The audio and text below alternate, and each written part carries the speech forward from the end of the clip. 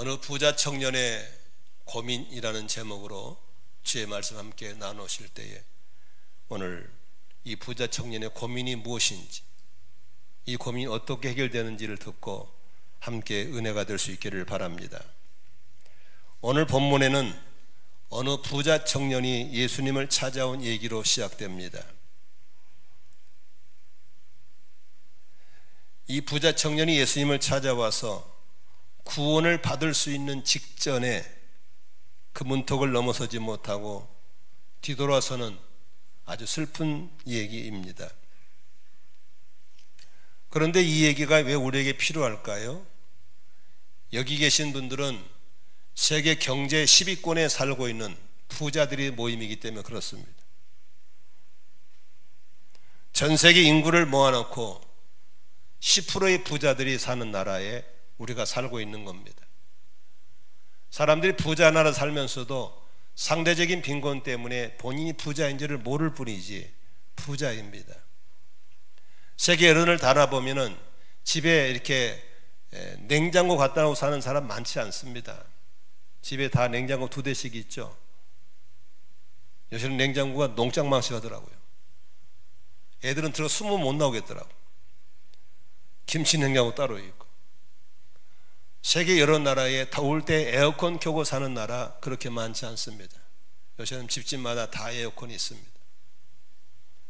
사실 우리나라는 좁은 나라고 교통이 좋기 때문에 승용차가 필요 없습니다. 그런데 요새는 웬만한 사람은 다 차 있습니다. 아마 차 없는 사람, 젊은이들도 나는 깜짝 놀라는 게 요새 주일학 교사들이 신방 간대 딱 차를 타고 가더라고. 요새는 교사들도 다 승용차 타고 신방 다닙니다. 이게 문화입니다.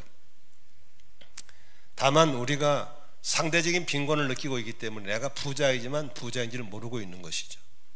이번에 OK 사역부하고 환경보호팀에서 헌옷 바자회를 했는데 정말 좋은 물건들 많이 나왔더라고요. 근데 더 중요한 것은 안 가져가는 게 문제입니다. 돌아보지도 않습니다. 내가 이런 이따위를 입냐고. 그렇지 않습니다. 너무 좋더라고요. 어떤 분들은 막 10개를 사가더라고요. 겸손하신 분들이죠. 그래서 없앤다는 걸 놔두라 그랬어요. 더 한번 둘러보라고. 지난 수요일도 다른 게 목사님 사모님 오셔서 많이 가져가셨어요. 오늘도 꼭 들렸다가 가져가시고 아껴 쓰시고 그 돈은 선교와 구제로 흘러보냈으면 좋겠습니다. 옆 사람 인사합시다. 듣고 보니 내가 참 부자이군요. 한번 해보세요. 지금 안 하신 분들은 부자인데도 불구하고 상대적인 빈곤에 눌려서 저 사람은 평생 가난합니다. 그러나 나는 부자란 사실을 정말 절실하게 믿습니다. 핸드폰 들고 다니죠. 차 타고 다니죠. 시원하면 에어컨 팡팡 틀고 살죠. 마음대로 밥 먹고 살 수 있죠. 얼마나 부자인지 모릅니다. 그런데 이 부자 청년에게는 고민이 있었습니다. 어떤 고민이냐면 다른 거 다 가졌는데 영원한 생명을 얻고 싶은데 그게 없는 겁니다. 오늘 17절 보면 이런 말씀 같이 읽어볼까요? 예수께서 길을 떠나신 한 청년이 달려와서 그 앞에 무릎을 꿇고 그에게 물었다. 선생님, 내가 영원한 생명을 얻으려면 무엇을 해야 합니까? 영원한 생명을 얻으려면입니다. 왜 이 청년이 영원한 생명을 얻으려고 했을까? 전도서 3장 11절에 보면은 개역개정 성경입니다. 하나님이 모든 걸 지으시되 때를 따라 아름답게 하셨고 사람들에게는 영원을 사모하는 마음을 주셨습니다. 따라합시다. 사람에게는 영원을 사모하는 마음을 주셨다. 사람들은 먹고 마시고 잘 먹고 저기에 만족하지 않고 영원한 걸 사모하는 마음을 하나님이 우리를 지을 때 주신 거예요. 그래서 이 영원한 것을 채워지지 않으면 금은보화를 다 가져도 만족하지 않는 것이 사람인 것입니다. 사람이 어떻게 이 영원한 생명을 얻을 수 있을까요? 오늘 이 부자 청년의 고민 앞에 예수님의 가르침 3가지를 듣도록 하겠습니다. 첫 번째로 오늘 예수님께서 어린 아이를 모델로 세우셔서 영원한 생명 얻는 길을 가르쳐주고 있습니다. 14절에 보니까 어린아이들이 예수님께 오는 걸 제자들이 말릴 때 제자들이 말리지 못하게 하시면서 하신 말씀이 막지 말아라, 하나님의 나라는 이런 사람들의 것이다 라고 말씀하셨습니다. 그러면 15절에 하나님 나라에 들어가는 비결에 대해서 말씀하고 있습니다. 우리 15절 함께 16절 같이 읽겠습니다. 시작. 내가 진정으로 너희에게 말한다. 누구든지 어린아이와 같이 하나님의 나라를 받아들이지 않는 사람은 거기에 들어가지 못할 것이다. 그리고 예수께서는 어린이들을 껴안으시고 그들에게 손을 얹어서 축복하여 주셨다. 볼펜 가지신 분들은 본문의 15절을 좀 밑줄 치시면 참 유익할 것입니다. 15절에 뭐라고 했냐면 누구든지 어린이와 같이 하나님의 나라를 받아들이지 않는 사람은 거기에 들어가지 못할 것이다 했습니다. 하나님의 나라는 어린 아이와 같이 받아들이는 사람이 가는 겁니다. 이 본문을 어떤 분들은 해석을 이렇게 합니다. 어린아이처럼 순진해야 된다. 어린아이처럼 순박해야 된다. 그래야 천국 간다. 어린아이처럼 순종을 잘해야 된다. 이렇게 해석하지만 이 해석은 바른 해석이 아닙니다. 여기서 예수님께서 말씀하시는 것은 어린아이의 인성을 얘기하는 게 아닙니다. 어린아이처럼 순수하게 선물을 받을 줄 알아야 돼요. 어린아이처럼 누가 뭘 주면 받을 줄 알아야 된다 그 말입니다. 여러분 저기 지금 유아예배실에 우리 교회 참 이쁜 아이리가 와 있는데 제가 아직 1살이 안 됐거든요. 잘 보세요. 저 아이에게 내가 뭘 주면 쟤들은 받습니다. 내가 아이스크림 먹다가 줘도 받습니다. 근데 3살 4살 되면요 뭐라는 줄 알아요? 먹던 걸 누가 먹어? 안 받습니다. 뭘 주면 캥깁니다. 때가 묻은 거죠. 저런 아이들은요 독을 묻혀도 좋고 아무 생각 주면 덥석 받습니다. 준 대로 받아 먹습니다. 어른이 주면 선물로 알고 다 받습니다. 잘 들으세요. 구원은 선물입니다. 구원은 선물이기 때문에 어린아이처럼 선물로 받을 줄 아는 사람이 천국을 가는 겁니다. 에베소 2장 8절에 너무나 잘하는 구절을 같이 읽습니다. 여러분은 믿음을 통하여 은혜로 구원을 얻었습니다. 이것은 여러분이 난 것이 아닙니다. 하나님의 선물입니다. 따라합시다. 구원은 하나님의 뭐다? 다시 한번 구원은 하나님의 뭐다고요? 선물인 거예요. 하나님이 구원 받아라 라고 주면은 받으면 되는 거예요. 그런데 우리들 속에는 뭐가 있어요? 어린아이 같은 마음이 없어요. 구원받지 못하는 분들의 공통점이 있습니다. 구원을 선물로 덥석 받지 못하는 사람들입니다. 구원이라는 것이 선물로 받기 위해서는 어떤 자격 조건이 있어야 된다고 생각합니다. 여러분 자격 조건을 가지고 선물을 주면 그것은 내가 취하는 것이지 선물이 아니에요. 선물은 주는 자에게서 아무 권한 없이 내가 줄 수 있는 게 선물입니다. 이 선물을 받으려면 이러이러한 조건이 필요해 라면 그것은 조건 때문에 가져가는 것이지 선물이 아닌 거예요. 많은 분들이 구원 받으라 그러면 조건을 생각합니다. 내가 구원받을 조건이 갖춰져 있나를 먼저 생각하는 겁니다. 아니요, 그건 선물이 아니에요. 저 아이한테 우리가 뭘 줄 때가 덥석 받을 때는 지가 무슨 자격 인정 받는 줄 아니요, 그냥 받는 거예요. 그냥 공부 나가다 하면 들려서 얘기 보세요. 그냥 받습니다. 그런데 사람들은 구원을 받으면서 항상 그럽니다. 공짜가 어디 있어? 두고 봐봐. 뭔가 또 요구할 거야.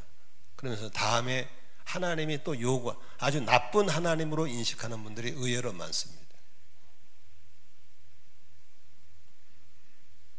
이 청년은 상당히 괜찮은 청년입니다. 오늘 17절 한번 다시 한번 읽어보겠습니다. 예수께서 길을 떠나시는데 한 사람이 달려와서 그 앞에 무릎을 꿇고 그에게 물었다. 선하신 선생님, 내가 영원한 생명을 얻으려면 여기서 무엇을 해야 돼 묻잖아요. 그런데 이 청년은 돈이 많은 청년입니다. 다시 말하면 요새 말하면 청년은 청년인데 억대 연봉의 청년입니다. 누가복음이 청년을 관원이라고 소개하고 있습니다. 다시 말하면 사회적으로 위치가 괜찮은 청년입니다. 지금으로 말하면 청년 정치인, 청년 벤처 기업가로 보면 좋겠습니다. 그런데 보세요. 유능한 데다가 사회적 지위도 있는 데다가 돈도 있는 데다가 이 사람의 또 경건 생활도 대단합니다. 오늘 성경에 보니까 이런 말을 해요.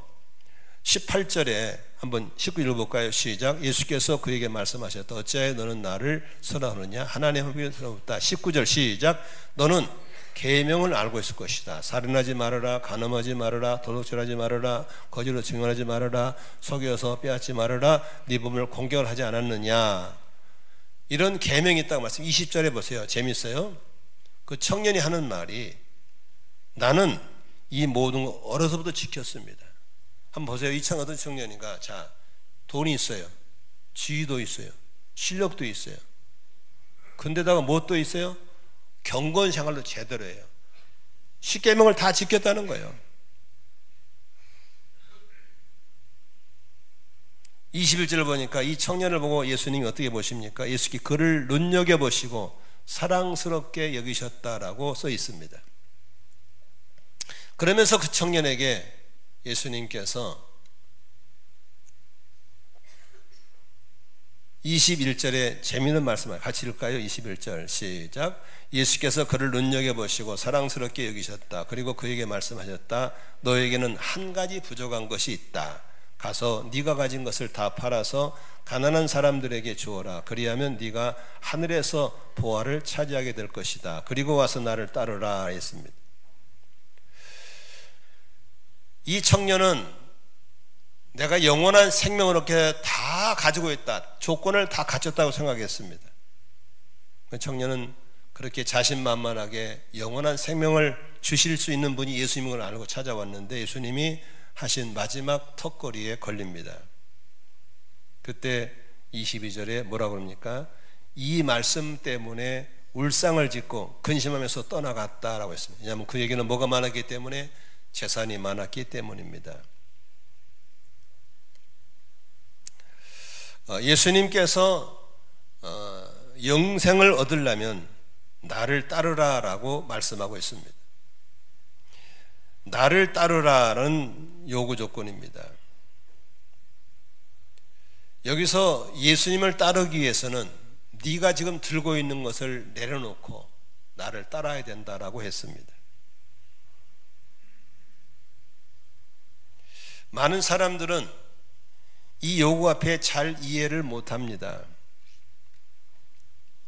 네가 들고 있는 것을 믿을래, 나를 믿을래입니다. 예수를 선택할래, 네가 가진 재물을 선택할 때입니다. 사람들은 재물도 갖고 싶고 예수도 갖고 싶습니다. 그러나 그렇지 않습니다. 둘 중에 하나를 선택하셔야 됩니다. 저한테 재미있는 영상이 하나 있는데 이런 얘기가 있습니다. 어떤 임금님이 길을 가시다가 불쌍한 고아 아이를 하나 발견합니다. 그 고아 아이는 자기 스스로 살아가야 되기 때문에 이것저것 가진 게 많았습니다. 다 떨어진 담요가 하나 있었고 밥을 얻어먹어야 할 밥그릇이 하나 있었고 밥을 떠먹을 숟가락이 있었고 젓가락이 있었습니다. 그리고 비록 떨어지긴 했지만 샌들도 하나 있었습니다.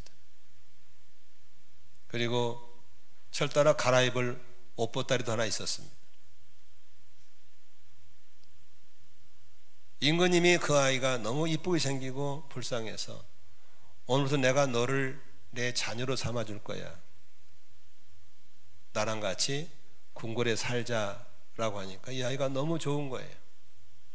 저렇게 높으신 분의 자녀가 되어서 이제 내가 거지로 살지 않아도 된다는 것 때문에 너무 좋았어요. 그래서 주섬주섬 자기의 물건들을 챙겨가지고 따라갔어요. 임금님이 하신 말씀이 너 들고 있는 게 뭐냐? 예, 제 옷보따리고요, 담요고요, 밥그릇이고요, 숟가락이에요. 그 임금님이 하는 말이 이거 다 놓고 와. 필요 없어. 여러분, 자기가 목숨처럼 지켰던 밥그릇, 이불 보따리, 옷 보따리를 내려놓는 것이 그 아이는 이해가 안 됐어요. 이것이 나를 지켜줬는데. 근데 임금님은 그 아이, 그걸 들고는 그 아이를 이해할 수 없었어요.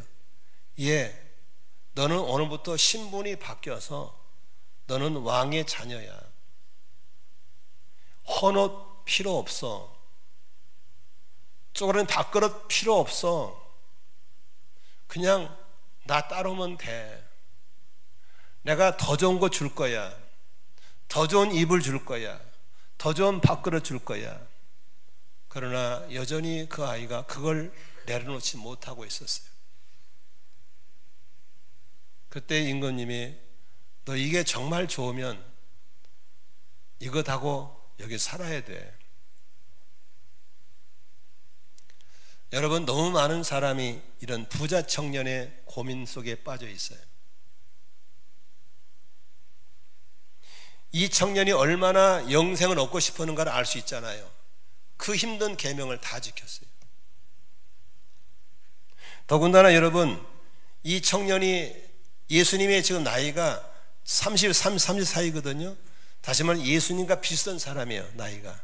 그런데도 예수가 영생을 알고 예수께 엎드려서 요청할 수 있는 겸손함도 있었어요. 그러나 한 가지, 들고 있는 보따리를 내려놓지 못했어요.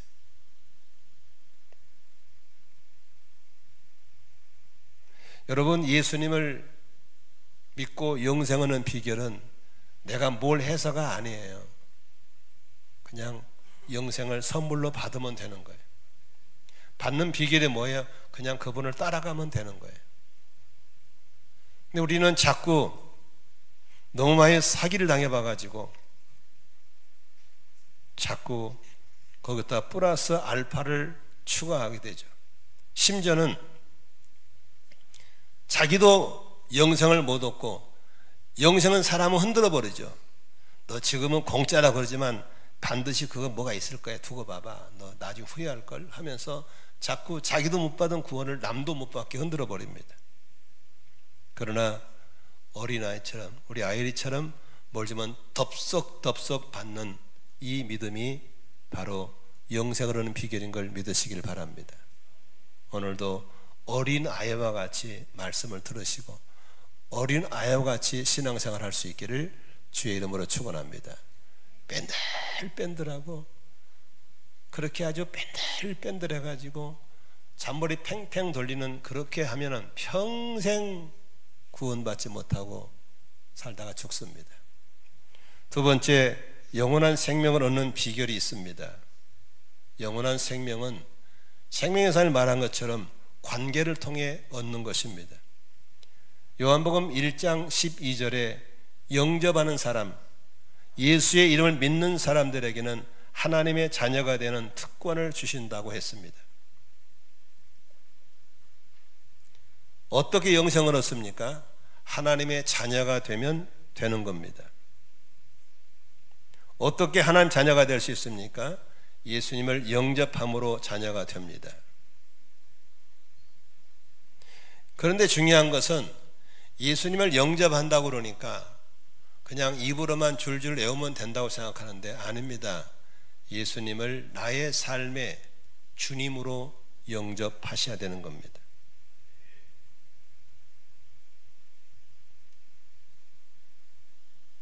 내가 가진 재물이, 내가 가진 시간이, 내가 가진 재능이, 내가 가진 가정이, 내가 가진 사업이 주님 것이라고 인정하고 고백되어져야 되는 겁니다.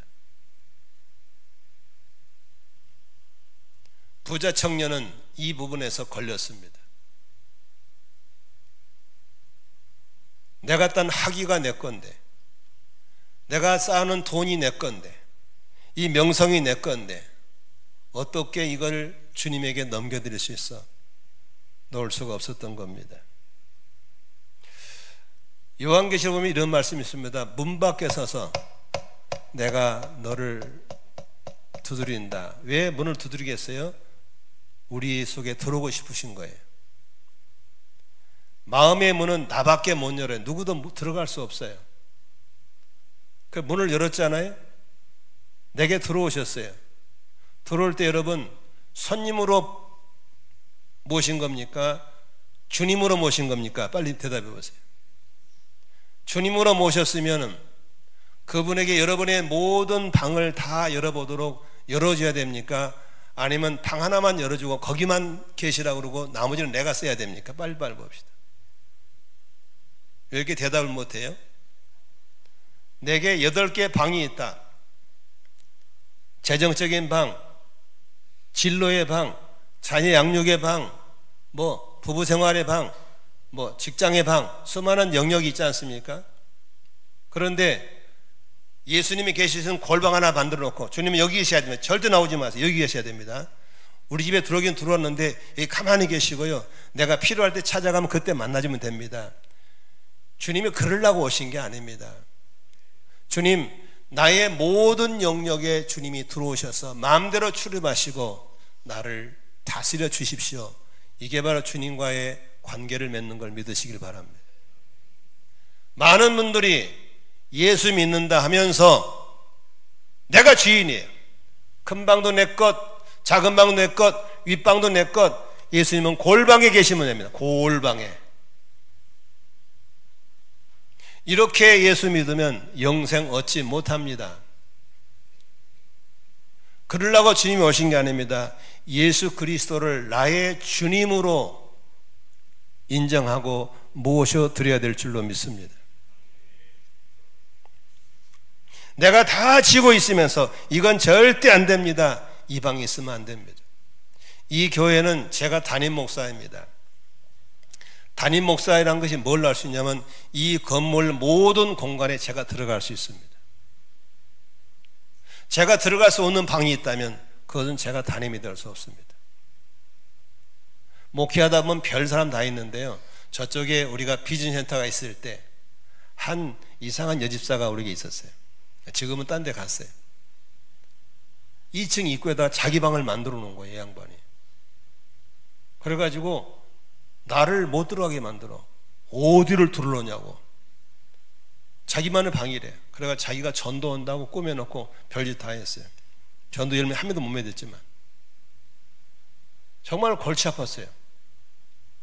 안에서 뭐 한지를 몰라. 딱 그 창문도 까맣게 붙여놔서 못 보게. 안 되는 겁니다. 여러분 삶의 영역 속에 예수님이 모두 다 주관하시고 그분에게 넘겨드려야 될 줄로 믿습니다. 그렇게 할 때 주님이 영접되는 것이고 그님이 나의 주가 되셔서 나를 다스리게 되는 겁니다. 영생 얻는 길은 예수님을 나의 주님으로 영접할 때만 가능합니다.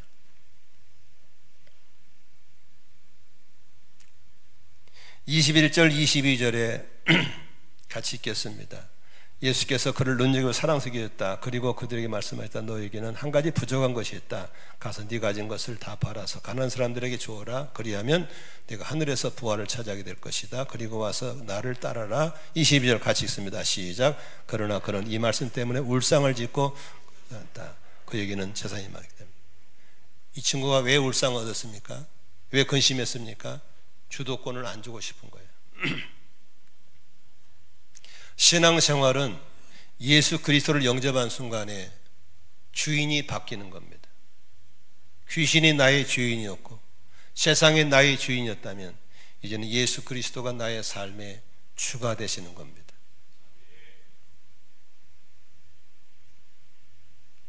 천국 가기 위해서 좋은 일을 많이 해야 되려면 돈이 있어야 된다고 생각하는 게 그 당시도 마찬가지입니다. 재산이 많다는 건 축복이었고 천국 갈 가능성이 많아지는 기회라고 생각했었습니다.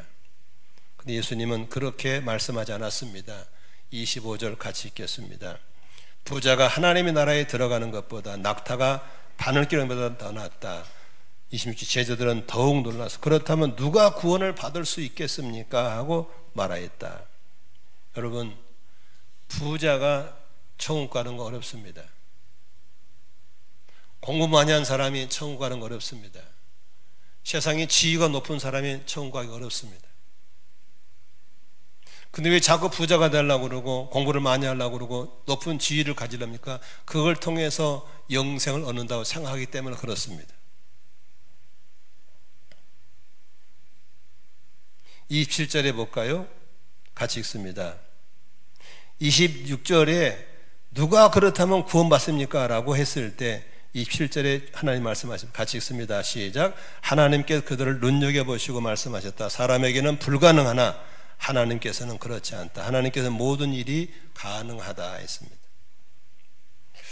여러분, 전도를 해보면요, 사업에 성공하신 분들 전도가 쉬워요, 어려워요? 어렵습니다. 공부 많이 하신 박사님들 전도하려면 쉬워요, 어려워요? 어렵습니다.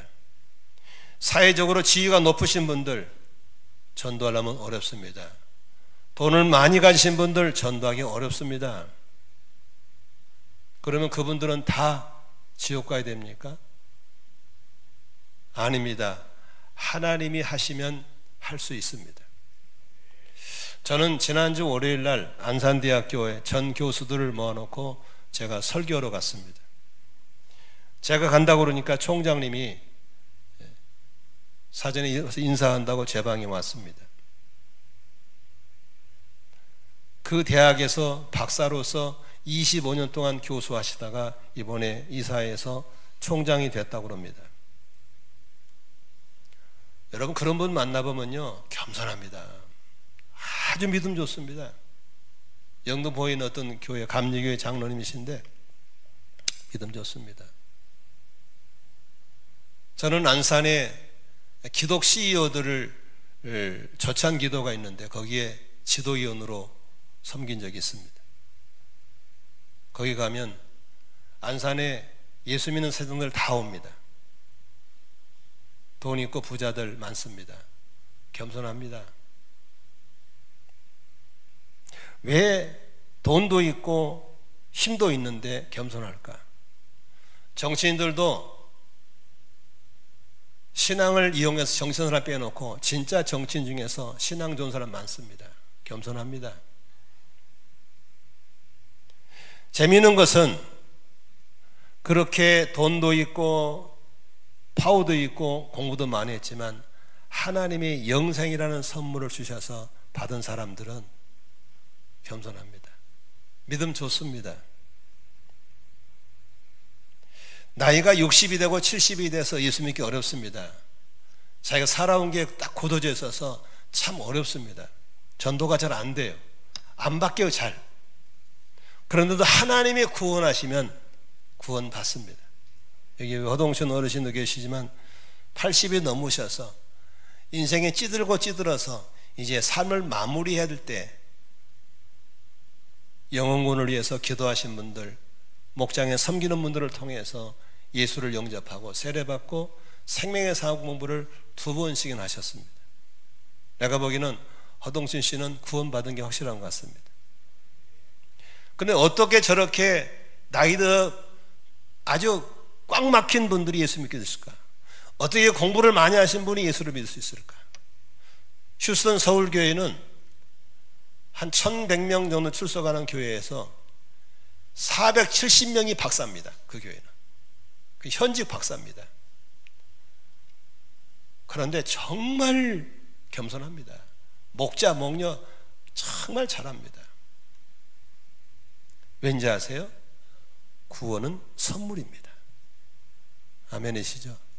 순수하게 선물을 받으면 되는 겁니다. 오늘 이 17절에 보면요, 이 청년이 부자 청년이 뭐라고 하는지 아십니까? 한번 보세요. 17절에 한번 뭐라고 그랬는가? 이 청년이 하는 말이 내가 영원한 생명을 얻기 위해서 무엇을 해야 되냐고 물었어요. 무엇을 해야 합니까? 라고 물었어요. 이 청년 속에는 무엇을 해야 영생 얻는다고 생각한 거예요. 여러분, 무엇을 해야 영생 얻는다면 영생 얻은 것은 하나님의 선물에 내가 취득이 되는 거예요. 구원은 취득이 아니에요. 하나님이 주시는 거예요. 우리는 어린아이처럼 받으면 되는 거예요. 하나님과 관계를 맺으면 되는 거예요. 아멘이시죠? 관계 맺는 비결은 간단히 주인이 바뀌면 되는 거예요. 거지 소년이 내가 밥을 얻어야 되고 내가 담요를 덮고 자야 되고 내가 밥그릇 씻어야 되는 내가 했던 주인의 삶을 이제 임금님의 아들이 됐을 때는 맡겨주면 내게 새로운 신분에 맞는 새 옷에 새 음식에 다 채워주는 걸 삶으로 받아들이는 거예요. 여전히 예수 믿은 사람들이 삶의 주도권을 가지고 예수를 영접해 놓고 골방에만 처박아 놓고 나머지는 지 마음대로 다 해버리고 힘들고 어려우면 골방에 주님 어떻게 하면 좋아요? 끝나면 또 닫아놓고 이 따위로 믿으면 영생 얻는 게 아니에요. 그 종교생활하고 있는 거예요. 예수님을 모셔드렸으면 나의 삶의 모든 영역에 그분이 통치하도록 열어놓으시기를 주의 이름으로 축원합니다. 따릅시다. 예수님 통치. 예수 통치 받는 게 교회고 예수 통치 받는 것이 가정이 되어야 될 줄로 믿습니다. 제가 아는 어떤 친구는 다른 건 다 하는데 11조를 안 하더라. 재정의 방은 자기가 주도하고 주님 못 들어오게 하는 겁니다. 그런 친구들은 사업 망하면 쫓아옵니다. 살려달라고. 늦습니다. 망하기 전에 곧간 길을 넘겨드려야 될 줄로 믿습니다. 그럼 하나님께서 우리를 놀랍게 바꾸시고 역사하실 줄로 믿으시기를 바랍니다.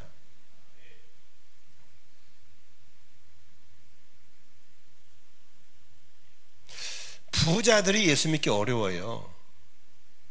석박사 예수 믿기 어렵습니다. 그래서 부자이고 석박사 되신 분들, 사회 지위 있는 분들은 노력하셔야 됩니다. 신앙 지키려고. 어려워요. 우리나라는 부자 나라가 돼가지고 예수 믿기 어렵습니다. 놀러 갈 때 많고 먹을 것 많고 볼 것 많은데 몰라 교회 와요. 옛날에 가난할 때는 문학의 밤만 한다면 동네 사람 다 교회 왔어요. 문화예술의 앞장선 교회였거든. 지금은 교회보다 훨씬 잘합니다. 이제 우리나라 사람들은 부자 된 것이, 공부를 많이 해버린 것이 영생 얻는 삶의 핸디캡이 돼버렸어요. 그러므로 노력하셔야 됩니다. 은혜를 은혜로 알 줄 알고 감사할 줄도 알고. 아멘이시죠? 구원의 선물을 싸구려 취급하지 말고 구원받은 걸 소중히 여기는 삶이 되어야 될 줄로 믿으시기를 바랍니다. 마지막 세 번째로, 이 부자 청년에게는 꼭 봐야 할 건 보지 못하고 보지 못할 걸 보고 있는 안타까움이 있었습니다. 네 가진 것을 다 내려놔라. 그때 이 청년은 가진 게 많은 거로 낙심하고 돌아갔다고 했습니다. 이런 상황을 보고 그 베드로가 대뜸 한 말이 있습니다. 28절 한번 읽어볼까요? 시작. 베드로가 예수께 말씀드렸다. 보십시오, 우리는 모든 걸 버리고 선생님을 따라왔습니다. 이 청년이 구원의 문턱에서 엉거주춤하다가 다시 뒤돌아가는 슬픈 사건 앞에 톡 튀어나온 베드로는 약간 방정맞기도 하지만 참 순박하기도 합니다. 그때 예수님께서 베드로에게 아주 자상한 답변을 주시고 있습니다. 그게 29절 30절입니다. 같이 읽겠습니다. 시작. 예수께서 말씀하셨다. 내가 진정으로 너희에게 말한다. 나를 위하여 또 복음을 위하여 집이나 형제나 자매나 어머니나 아버지나 자녀나 논밭을 버린 사람은 지금 이 세상에는 박해도 받겠지만 집과 형제와 자매와 어머니와 자녀를 논밭을 몇 배나 받고 100배나 받을 것이고 오는 세상에서는 영원한 생명을 받을 것이다 라고 했습니다. 주도권 넘기는 게 쉽지 않습니다. 보세요. 주도권 넘길 때 그 어리석은 거지는 평생 잡고 있던 깡통 버리는 게 쉽지 않습니다. 평생 자기를 보호했던 담요를 버리는 게 쉽지 않습니다. 몸에 익숙한 누더기를 벗는 게 쉽지 않습니다. 그러나 버리는 것만 볼 것이 아니라 새롭게 올 것을 보는 눈이 있어야 될 줄로 믿습니다. 아멘이시죠? 부모, 형제, 자매를 다 내려놓은 것이 무서운 게 아니라 그 다음에 100배가 온다는 사실을 기억하시고 하늘의 상이 온다는 걸 기억하시고 영원한 생명을 바라볼 때 잃어버린 걸 보는 것이 아니라 새롭게 생길 걸 본다면 과감하게 깡통도 버릴 수 있는 용기가 생겨날 줄로 믿습니다. 믿으시면 아멘 하십시다. 그렇게 9월의 문턱에 돌아간 청년은 어떻게 됐을까요? 가진 게 많았으니까 잘 먹었겠죠. 남들보다 기름진 거 먹었겠죠. 남들 배옷 입을 때 자기는 비단 옷 입었겠죠. 남들 좋은 집에서 입은 넓은 집에 살았겠죠. 그리고 잘 관리했으니까 오래 살았겠죠. 아마 50년, 60년은 더 살았겠죠. 그리고 어떻게 됐습니까? 누구가 다 가는 죽음의 세상 갔을 것이고 한 짐의 흙이 되어서 땅에 묻히고 말았습니다. 그것이 그분의 삶의 종결이었습니다. 그러나 모든 걸 바치고 그물까지 다 내놓고 주를 따랐던 베드로는 어떻게 됐습니까? 한낱 바닷가에 고기 잡는 어부에 불과했지만 주도권을 넘겨들었을 때 무시기를 유시기로 만들었고 무능을 유능으로 만들어줬고 무명한 자를 유명한 자로 만드셔서 예루살렘의 지도자가 되게 하신 걸 믿으시기 바랍니다. 한번 설교하면 수천 명이 회심하고 돌아오는 능력자로 그를 사용해 주셨습니다. 그리고 2000년 기독교 역사에 교회를 세우는 초석으로 그 하찮은 바닷가에 고기 잡는 어부를 그렇게 쓰신 걸 볼 수 있습니다. 주님이 참 좋게 보이고 기획했던 그 청년이 만일에 이런 결단을 했다면 어떻게 됐을까? 세계 역사는 또 그를 통해 새로운 역사를 썼으리라고 보게 되는 것입니다.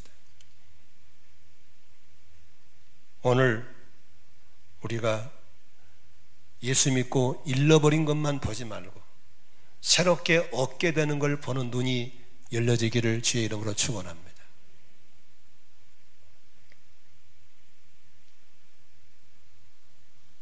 한 청년을 전도해서 예수 믿게 하려고 했더니 이런저런 이유로 빠져나갑니다. 교회 다니니까 시간이 없어요. 무엇도 해라고 그러고 무엇도 해라고 그러고 미쳐버리겠네. 잃어버린 것만 생각하고 새롭게 얻는 걸 보지 못하면 못 견딥니다. 그러나 작은 걸 잃고 큰 걸 얻는다면 기쁨으로 작은 것을 잃어야 될 줄로 믿습니다. 누더기 버리고 세원 잃는다면 누더기 버려야죠. 깡통 버리고 좋은 밥그릇 넣은 깡통 버려야죠. 아멘이시죠? 정들었다고 익숙하다고 못 버리면 언제 깡통 벗어나고 언제 누더기 인생 벗어나겠습니까? 이 부자 청년의 고민은 그 결단을 못한 겁니다. 사랑하는 성도 여러분, 잃어버린 것을 보지 말고 새롭게 얻게 되는 것에 눈을 돌리시기를 주님의 이름으로 축원드립니다. 저는 이 은혜가 78년도에 왔습니다.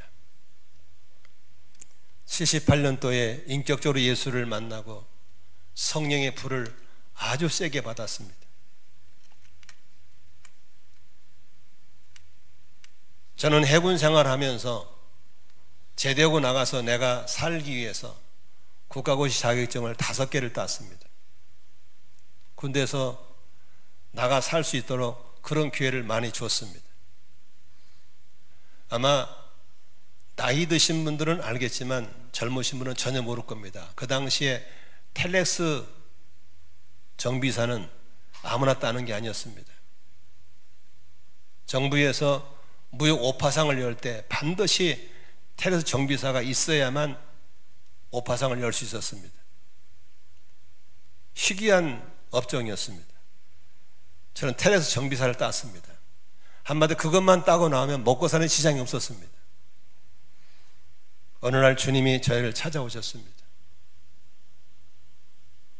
내가 너를 먹여 살릴래? 네가 5개의 자격증이 너를 먹여 살리래? 이상한 질문을 하셨습니다. 나에게는, 객지에 나온 나에게는 이 자격증이 나에게 큰 재산이었습니다. 기도만 하면 주님이 그런 질문하니까 영 짜증나더라고요. 기도를 안 할 수, 기도만 하면은 누가 먹여 살리냐. 그래서 주님이 살리시겠죠. 그렇다면, 정말 그렇다면 그 자격증을 갖다 버리라는 거예요. 하여간 주님은 희한하신 분이에요. 버렸어요.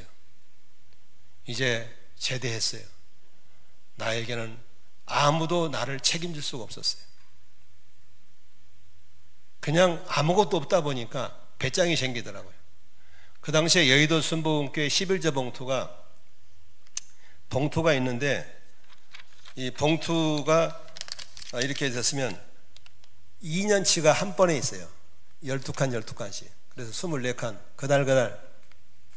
그리고 하나 붙이면은 4년치를 한 번에 벌 수 있어요.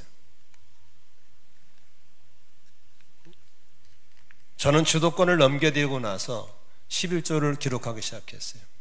수입이 없습니다. 그런데 놀라운 사실은 저는 그때 뭘 봤냐면 48개월 동안 단 한 번도 11조가 줄어든 적이 없었어요. 근다고 특별한 직업도 없었어요. 그냥 밥 먹고 기도하고 금식하고 전도하고 신학교 다니고, 하나님이 까마귀를 통해서 저에게 먹이시고 입히시고 공급하는 걸 전 4년 동안 철저히 봤어요. 그때 제가 결심했어요. 하나님, 절대로 내가 11조 손 안 됩니다. 하나님이, 저는 그래서 늘 성도를 기도할 때 하나님, 이 성도에게 11조가 줄어들지 않게 해주시옵소서. 그런 기도를 꼭 합니다. 저희 교회 성도들 11조가 많이 늘었습니다. 저는 늘 체크해 보거든요. 이번에 11조 어떻게 떨어져 가고 있는지. 하나님이 공급자인 걸 믿으시기를 바랍니다. 제가 목회한다고 그럴 때 사람들은 자녀들을 걱정했습니다. 어떻게 키우려냐고. 그러나 저는 먼저 그 나라와 그의 의를 구하면 하나님이 필요를 채운다는 걸 저는 믿었습니다. 농촌 목회할 때 한 달에 8만 원 사례 받을 때 8만 원으로 4주 동안에 일주나 열흘 정도 보내면 더 이상 먹을 게 없었습니다. 하나님이 한 번도 저를 굶긴 적 없었습니다. 애들에게 헐벗게 한 적 없었습니다. 아이들이 공부하도록 채우셨고 공급해 주셨고 이끌어 주셨습니다. 광야길에 나는 이 하나님을 믿습니다. 오늘도 구원받은 사람은 하나님의 신분에 맞는 삶을 살아갈 때 이런 것만 쳐다보지 말고 새롭게 공급하시는 하나님의 은혜에도 눈을 열게 되시기를 주의 이름으로 축원합니다. 29절 30절 다시 한번 읽겠습니다. 예수께서 말씀하셨다. 내가 진정으로 너희에게 말한다. 나를 위하여 또 복음을 위하여 집이나 형제나 자매나 아버지나 자녀나 논밭을 버린 사람은 지금 이 세상에서는 박해도 받겠지만 집과 형제와 자매와 어머니와 자녀와 논밭을 100배나 받을 것이고 오는 세상에는 영원한 생명을 받을 것이다. 믿으시면 아멘 하십시다. 여기서 버린다고 하는 것은 갖다 버리라는 게 아닙니다. 주도권을 넘겨드린 겁니다. 예전에는 내가 마음대로 했는데 이제는 주님께 묻고 하셔야 됩니다. 힘들 때만 찾아가지 말고 좋은 일 찾아가셔야 됩니다. 한마디 주님이 하셨습니다. 어려울 때 주님이 하실 것입니다. 이렇게 고백하는 여러분 되시기를 축복합니다. 말씀 정리하고 마치겠습니다. 주님께 헌신된 삶을 살고 싶은데 희생하는 게 두려워서 못하신 분들, 이런 것만 보지 마시고 새롭게 얻게 되는 걸 보시기를 바랍니다. 예수를 영접하고 나면 여러 가지 손해를 생각해서 못하시는 분들, 손해보는 거 보지 말고 새롭게 얻어지는 걸 볼 수 있기를 축복합니다. 주님을 섬기기 원하는데 섬기기 위해서 들어갈 희생 때문에 주저하신 분들, 희생을 위해서 버려야 되는 거 보지 마시고 새롭게 얻어지는 걸 볼 수 있기를 바랍니다. 영생을 앞에 놓고 이뤄질 것을 보다가 더 큰 걸 잃어버리고 떠나버린 어리석은 부자 청년처럼 되지 말고 새롭게 보상해 주시고 새롭게 채워주시고 새롭게 인도하시는 하나님을 보는 눈이 열리기를 축복합니다. 나의 가진 모든 것을 주님께 드려서 진정한 평안을 누리시고 하나님 부자가 내 부자가 되시고 하나님 권세가 내 권세가 되는 그런 삶을 사는 축복의 통로가 되시기를 주의 이름으로 축원합니다. 기도하겠습니다.